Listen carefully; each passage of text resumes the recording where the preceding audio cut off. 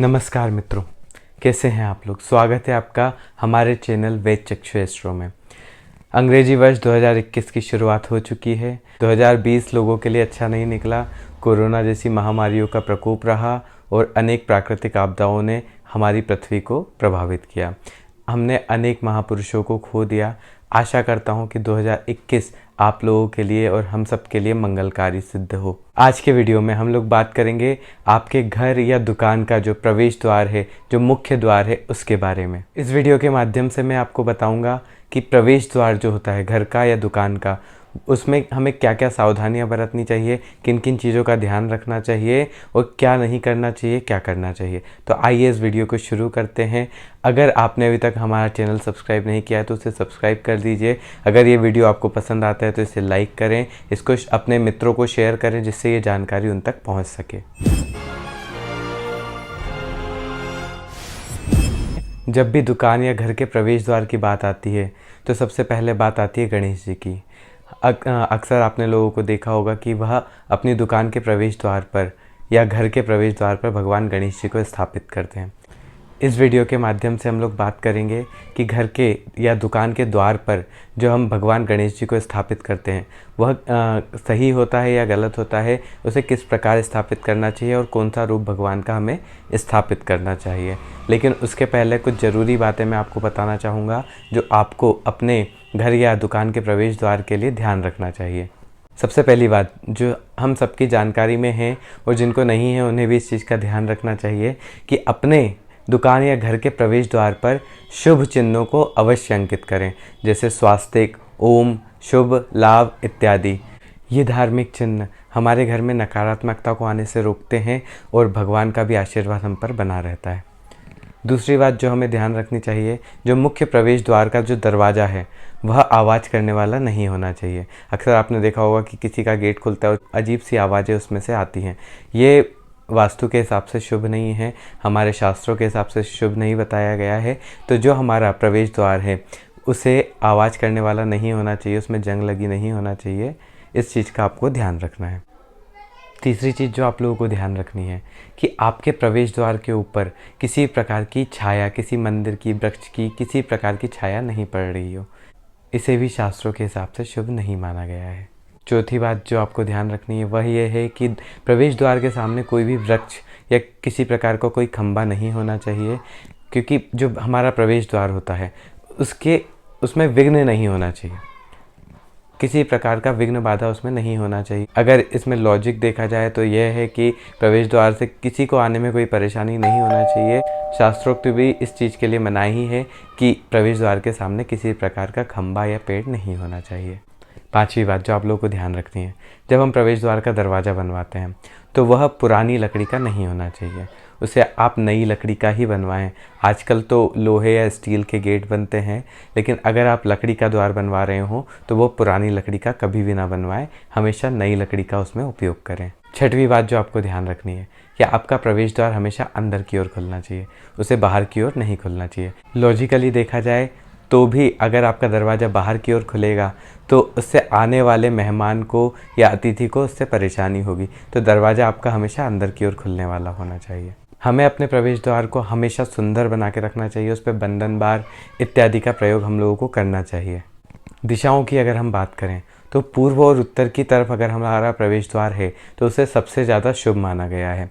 पश्चिम की तरफ अगर हमारा प्रवेश द्वार है तो उसे मध्यम माना गया है, अर्थात उसे बहुत ज़्यादा शुभ भी नहीं माना गया है और बहुत ज़्यादा अशुभ भी नहीं माना गया है। लेकिन अगर हमारा प्रवेश द्वार दक्षिण में है तो उसे बिल्कुल नेष्ट माना गया है शास्त्रों के हिसाब से। लेकिन कई बार ऐसी मजबूरी होती हैं, ऐसा परिस्थितियाँ होती हैं कि हमारा द्वार दक्षिण में ही होता है। दक्षिण दिशा यमलोक की दिशा है और सभी प्रकार की अशुभ चीज़ों, राक्षसों आदि का वास दक्षिण में बताया गया है। इसलिए प्रवेश द्वार जो मुख्य प्रवेश द्वार है उसका दक्षिण में होना अशुभ माना गया है। पर यदि आपका प्रवेश द्वार दक्षिण में है तो उसके लिए आपको यह उपाय करना चाहिए कि प्रवेश द्वार के ऊपर वीर हनुमान जी की प्रतिमा या फोटो आपको लगाना चाहिए, जिससे भगवान हनुमान जी के आशीर्वाद से किसी प्रकार की अशुभ बाधा या किसी प्रकार की अन्य बलाएं आपके घर पर ना आए। अब हम बात करते हैं कि वास्तु के हिसाब से हमारा प्रवेश द्वार कहाँ होना चाहिए। आपको अपने घर की चौड़ाई के 9 भाग कर लेना है। जैसे यदि मान लीजिए आपके घर की चौड़ाई 45 फीट है तो आपको उसके 9 भाग करेंगे। अगर 45 के तो 5-5 फीट के 9 भाग हो जाएंगे। यदि आपका प्रवेश द्वार उत्तर दिशा में है तो आपको नॉर्थ ईस्ट साइड से यानी ईशान कोण से 4 भाग छोड़ने हैं और नॉर्थ वेस्ट साइड से वायव्य कोण से आपको 3 भाग छोड़ना है। जो बीच के 2 भाग बच रहे हैं उन 2 भागों में आपको अपना द्वार स्थापित करना है। अब यदि आपका द्वार पश्चिम दिशा में है तो आपको वायव्य कोण से नॉर्थ वेस्ट से 4 भाग छोड़ने हैं और नैऋत्य कोण से साउथ वेस्ट से आपको 2 भाग छोड़ने हैं। बीच के 3 भाग बच रहे हैं, उन 3 भाग में आप अपना द्वार स्थापित कर सकते हैं। अब बात करते हैं दक्षिण दिशा की। अब यदि आपका द्वार दक्षिण दिशा में है तो आपको साउथ ईस्ट यानी आग्नेय कोण से 3 भाग छोड़ना है और साउथ वेस्ट नैऋत्य कोण से 3 भाग छोड़ना है। बीच के 3 भाग में आप अपना घर का प्रवेश द्वार बना सकते हैं। यदि आपका प्रवेश द्वार पूर्व में है तो आपको नॉर्थ ईस्ट साइड यानी ईशान कोण से 2 भाग छोड़ने हैं और साउथ ईस्ट साइड से यानी आग्नेय कोण से आपको 4 भाग छोड़ने हैं और बीच के 3 भाग में आप अपना द्वार स्थापित कर सकते हैं। ये तो बात हो गई कि हम लोगों का प्रवेश द्वार किस दिशा में किस जगह पर होना चाहिए। अब बात करते हैं प्रवेश द्वार पे हमें गणेश जी स्थापित करना चाहिए या नहीं करना चाहिए। तो दोस्तों आपने अक्सर सुना होगा कि गणेश जी की पीठ में दरिद्रता होती है। यदि अगर हम द्वार पे गणेश जी लगा रहे हैं तो उनके पीछे यानी हमारे घर के अंदर दरिद्रता रहेगी। तो मित्रों ऐसा बिल्कुल नहीं है। किसी भी शास्त्र में, गणेश पुराण में या किसी वास्तु की किसी भी पुस्तक में इस तरीके का विवरण नहीं है। तो इस तरीके की भ्रांतियों पर विश्वास ना करें। गणेश जी की पीठ में दरिद्रता नहीं होती है। आप निश्चिंत होकर अपने द्वार पे भगवान गणेश जी को स्थापित जरूर करें, क्योंकि भगवान गणेश जी घर में आने वाले सभी विघ्नों को रोकते हैं। गणेश जी का जो रूप है वो भद्र रूप होना चाहिए, जिससे भगवान गणेश भद्रा और अशुभ ऊर्जा को घर में आने से रोकते हैं। अब कुछ विद्वानों का ऐसा भी कहना होता है कि गणेश जी की पीठ में दरिद्रता होती है तो गणेश जी को घर के मुख्य द्वार पे लगाया जाए और उनके पीछे एक और गणेश जी लगा दिए जाएं। तो मित्रों ऐसा कुछ भी नहीं है। ऐसा कोई ज़रूरी नहीं है कि आप गणेश जी की पीठ के पीछे एक और गणेश जी लगाएं। अगर आप लगाते हैं तो उसमें भी कोई बुराई नहीं है। घर के अंदर भगवान गणेश जी का आशीर्वाद रहेगा और घर के बाहर भगवान गणेश जी अशुभ ऊर्जा को आने से रोकेंगे। पर इस चीज़ के लिए कोई ज़रूरी नहीं है। अगर आप करना चाहें तो कर सकते हैं, नहीं करना चाहें तो कोई ज़रूरत नहीं है। एक चीज़ का आपको ध्यान रखना है कि घर के अंदर जो आपने गणेश जी की प्रतिमा लगाई है वह वरदहस्त रूप में होना चाहिए। भगवान का आशीर्वाद देते हुए स्वरूप वहाँ होना चाहिए, जिससे आपके घर के अंदर भगवान गणेश जी का आशीर्वाद बना रहे और सुख शांति समृद्धि आपके घर में बनी रहे।